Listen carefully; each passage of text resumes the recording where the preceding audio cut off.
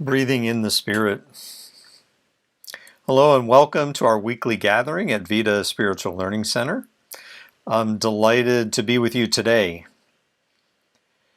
And as is our tradition, we use the themes that are generated by the Centers for Spiritual Living. And the theme for 2022 is Living Everyday Wonder. And the theme for the month of May is emotions. And the title for today is called the fear factor. And for those that read as a spiritual practice, the themes also come with books. The book for the entire 2022 year is called Ordinary Wonder by Charlotte Joko Beck. And the book for the month of May is Fear, Essential Wisdom in Getting Through the Storm by Thich Nhat Hanh. Now, I often begin by reminding myself, that we're gathered here today to feel better. At least that's part of why we're here today. And to feel better also means to be better at feeling. Now, you might be asking, what's so everyday wonderful about the fear factor? Well, fear factors into both personal and collective spiritual empowerment. Without any fear, just about any form of individualized physical life would not be possible. Without a certain amount of fear, earthly life would just walk in front of a bus.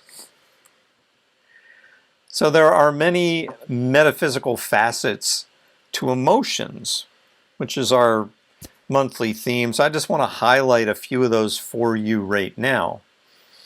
And as I talk about emotions, I want you to think about emotions as these kind of streams that eventually carry you to a happier, more peaceful, more compassionate, and more loving life, that you circulate and connect on a deeper and more meaningful level. And you do this as an activity of living spirit. So first up is that emotions generally are effects of some other cause. And that cause is usually a feeling. It's sometimes a belief, a thought, a perception, an intuition, an idea. And emotions get your attention. And they get your attention probably more frequently than any other thing happening in your psyche or your spirit being, right? You might be unclear on your thoughts or beliefs or ideas or intuitions or feelings, but you are usually keenly aware of your emotions. We ask each other all the time, hey, how you doing? And the answer is usually about an energy flowing in your physical body at that moment. You do a little scan, a little inventory, and that's how you respond. Now, those emotions, as Reverend Sunshine pointed out in last week's message, come in 6 general categories, and those are fear and anger, joy, sad, contempt, disgust, and surprise, right? Now, emotions are powerful body-related energy flows. Emotions are changes happening in your biochemistry. Now, if and as your body is changing, that means that the organizing principle that organized you is also changing. That also means that something about this human phase of your soul's journey is evolving. Emotions, even deep and profound emotions, come and go in waves. Extreme fear might trigger a freeze or fight or flight reaction. But being consciously aware of your emotions allows you to ride the waves of those emotions, and to do that with the most transformative and positive benefit. When emotions appear to be overwhelming, It's been the case at points in my life. That is a moment where I get help. So know that when those emotions start to get to be too much for you, something that you're not able to manage for any reason, for your highest and greatest good, that those healers, those caregivers of every type and every stripe stand ready to help you. And that is also part of your collective spiritual journey. And finally, emotions are transformative. They're essential to this human phase of your spiritual evolution. Emotions are a vital link in this multi-link chain of causation. So as you really immerse in the importance of emotions and really get the full measure of emotions, and as those emotions wash over you, you shift, your consciousness shift, you grow in some way. And what that does is allow for more evolved feelings, beliefs, thoughts, perceptions, intuitions, and ideas. That totality of your spiritual expansion, it allows for more of that. Now, I've mentioned this a few times before, but I'll mention it again because it's important, because the science of mind distinguishes between emotions and thoughts, as Reverend Sunshine pointed out, but it also distinguishes between emotions and feelings, right? So Reverend Sunshine challenged you to become more aware of emotions and your thoughts about emotions. And my challenge to you is to become more aware of your feelings that are the cause of or the precursor to your emotions. Now, fear, like Dr. Pepper, is so misunderstood. So here's a little big disclaimer. I'm not talking today about fear in a way that I want to eradicate it, nor am I talking about fear to intensify it, but I'm talking about fear to bring fear to a more conscious awareness. So it's my intention that you are more able to distinguish between reacting and responding in general, but also reacting and responding to something like fear. Now, reacting is that kind of mindless, automatic, it's often a response that's disproportionate, meaning it's that sensory input that causes you to sort of go, that's reacting. On the other hand, responding is mindful.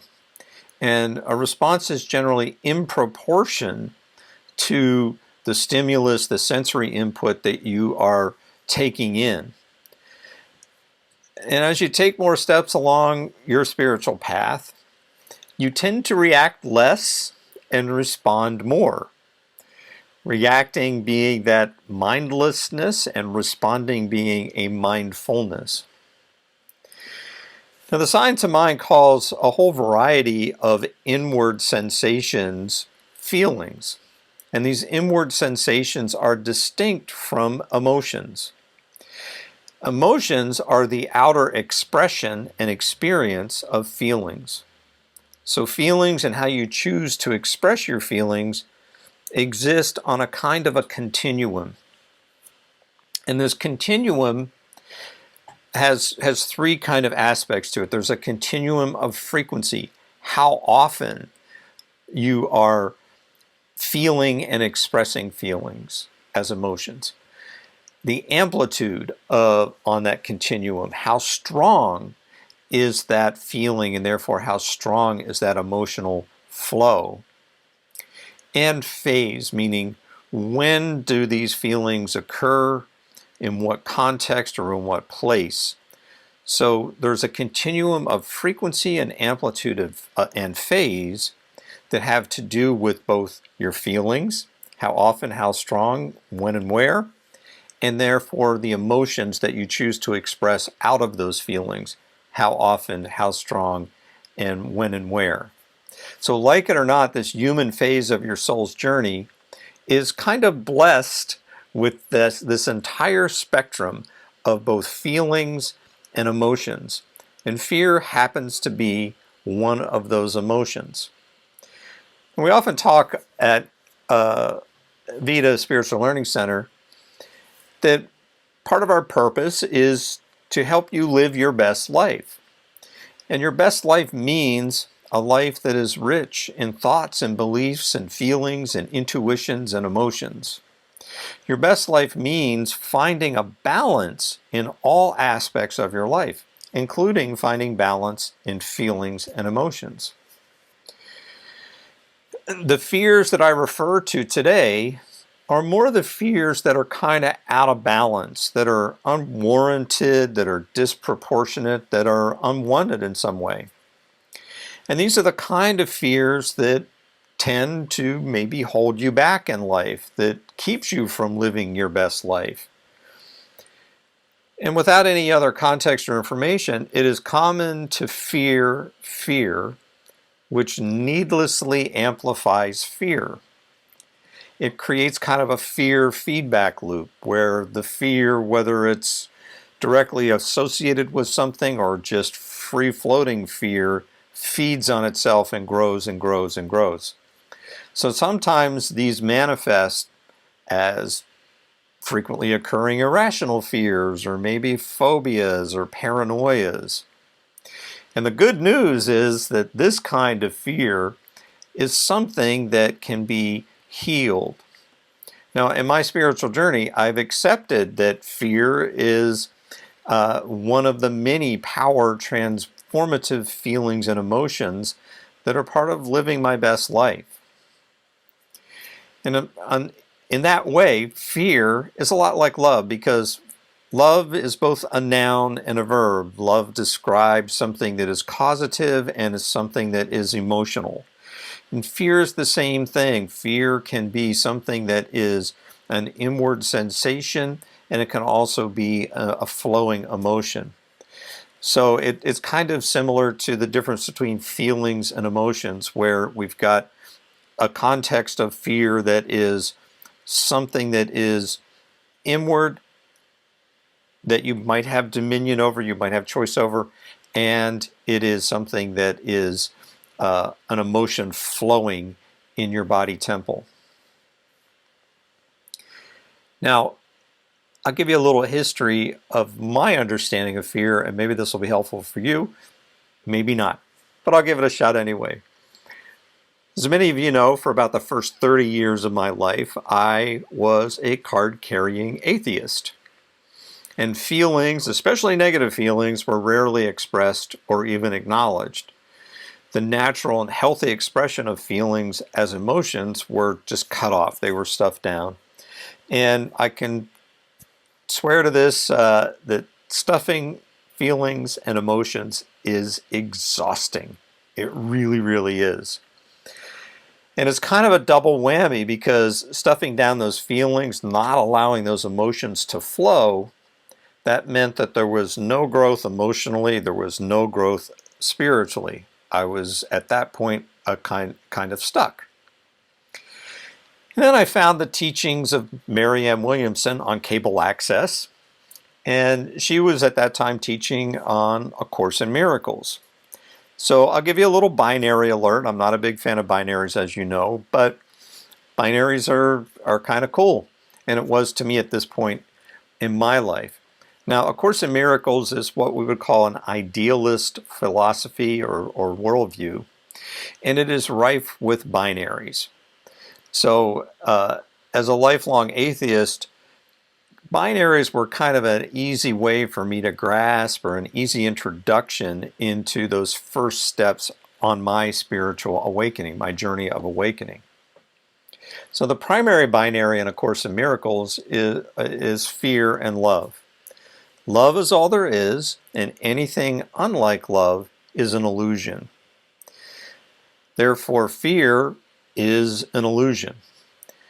And then fear is that prevailing mentality when one forgets that love is all there is. Fear arises when one feels separate from that universal, unconditional love. And in A Course in Miracles, that unconditional, universal love is synonymous with God. Fear has many faces, and fear manifests as any thoughts or feelings or emotions that are apart from or unlike love. And then fear can become things that we call like hatred and bigotry, or feeling isolated or alone or separate, being filled with judgment, or being on the attack of yourself or attack of others. All different ways that fear can manifest, can play out. And as this A Course in Miracles concept kind of sank in, I noticed all the ways that fear was my prevailing mentality, right? Rather than anything positive or constructive or affirmative like love.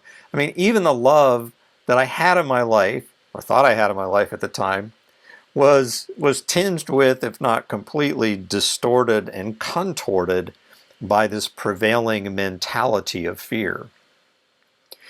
You know, in The Science of Mind, Ernest Holmes says, fear is the antithesis of faith.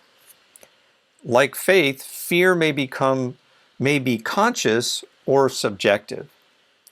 And it is to be eliminated, and if it is to be eliminated, it must be removed both consciously and subjectively. So Science of Mind has a similar binary to what we have of fear and love in A Course in Miracles. And the opposite of fear in Science of Mind is faith. Now, Ernest points out that fear is at times part of your conscious awareness. You know why you are in fear, right? And at times fear can be kind of this, free-flowing emotion of which you're not really aware of its cause. Ernest talks about managing these fears. He says in the quote, to be eliminated. And again, those are those type of fears that are unwarranted and unwanted and that sort of impede your life, but are not these life and death fears that save your life, right? Ernest is talking about managing those fears both consciously and subjectively. And the way that one works on that consciously and subjectively is the work that you do on your consciousness. And that that happens through a definite and consistent spiritual practice, right? So meditation on a daily basis, treatment or affirming or praying on a daily basis, doing some form of spiritual study or reading, journaling as a spiritual practice, visioning, asking what is the highest divine idea for my life, my day, my relationships, my work, and how does that feel? What is the feeling? What is the quality of that vision?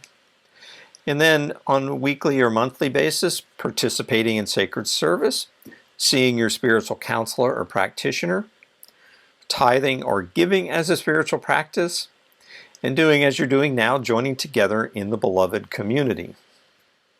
So any and all of those things bring to conscious awareness any of that fear stuff that Ernest Holmes is referring to, in order for it to be processed, in order for it to be shifted or healed in some way.